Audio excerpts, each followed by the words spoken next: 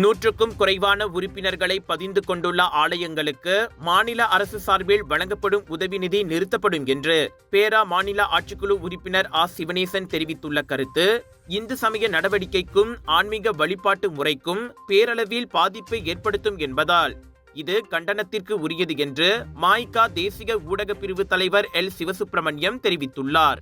ஆலயங்கள் முறையான சங்க பதிவக ROS பதிவை கொண்டிருக்கின்றனவா? ஆலய நிர்வாக குழுவினர் சீராக செயல்படுகின்றனரா? நிதி நிர்வாகமும் கணக்கு அறிக்கையும் சரியாக இருக்கிறதா போன்ற அம்சங்களை கவனத்தில் கொண்டு அரசாங்க நிதி வழங்குவதற்கான முடிவு எடுக்கப்பட வேண்டும். இதை விடுத்து உறுப்பினர்களின் எண்ணிக்கையின் அடிப்படையில் நிதி வழங்கப்பட வேண்டும் என்பது நியாயமற்றது. நாடெங்கிலும் மேம்பாட்டு திட்டங்களும் உருமாற்ற நடவடிக்கையும் தொடர்ந்து மேற்கொள்ளப்பட்டு வரும் நிலையில் ஆலயங்கள் பலவிதமான சிக்கல்களை எதிர்கொண்டுள்ளன.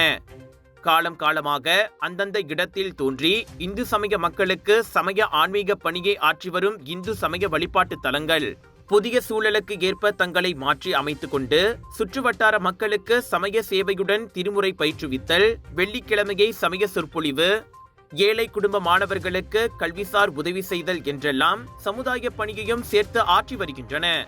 ஒரு சில வழிபாட்டு தலங்களில் பதிவு பெற்றுள்ள உறுப்பினர்கள் வேறு இடங்களுக்கு மாறி சென்றுள்ள நிலையில் அவர்களின் உறுப்பியம் தொடர்ந்து இடம்பெறாத நிலை ஏற்பட்டிருக்கலாம். எனவே இத்தகைய கருத்தை சிவனேசன் உடனே மீட்டுக்கொள்ள வேண்டும் என சிவசுப்பிரமணியம் வெளியிட்டுள்ள அறிக்கையில் தெரிவித்துள்ளார்.